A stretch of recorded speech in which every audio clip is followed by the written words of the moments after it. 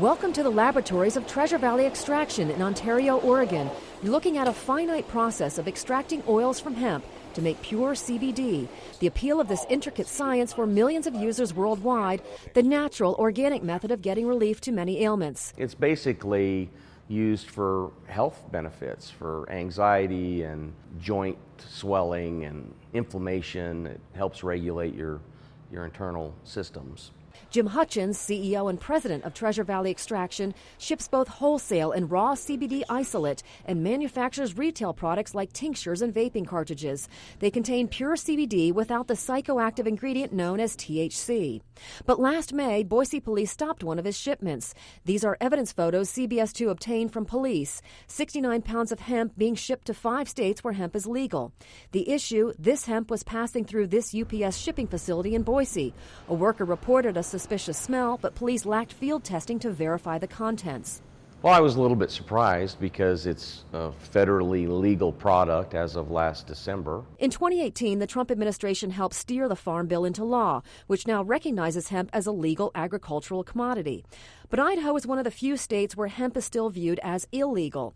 Idahoans can only use CBD products if they're 100% THC free.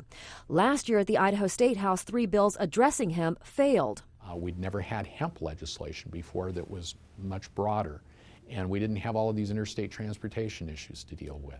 And we didn't have all these issues of the federal farm bill to deal with. So that prior legislation was really quite a bit easier, and we weren't able to pass it either. Senator Burgoyne serves on the Senate Agricultural Affairs Committee. He sees the hemp topic returning when state lawmakers reconvene. He believes once the federal regulatory plan is in place, Idaho will craft its own, but nothing is ever certain. I think it makes sense for us to have our own hemp plan and not rely on the default federal plan. But there were those who disagreed, and they wanted the federal plan.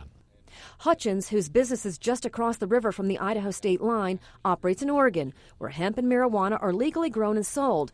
But he says legislating hemp versus marijuana in Idaho isn't as simple as it sounds. It's going to be very difficult to make hemp legal and not marijuana legal because they look identical. The only difference in them really is the chemical makeup. Under federal law, hemp cannot contain more than 0.3% THC, the psychoactive component in cannabis. Hutchins worries about placing a burden on law enforcement trying to differentiate the two. I think it's a law enforcement issue and the inability to do field testing. I mean, if there's hundreds of thousands of plants being grown in the state, and one's illegal and one's not, they literally have to test every plant, and that's just not feasible. And the police have better things to do. They don't need to be running around testing plants. And just like the intricate process of extracting oil from hemp, so too may be the task of legislating it. You know, the legislative process can be messy. There are 105 of us. There are probably 105 ideas about hemp, and we have to assemble a coalition that can pass it in both houses and gain the support of the governor. And that's not an easy process.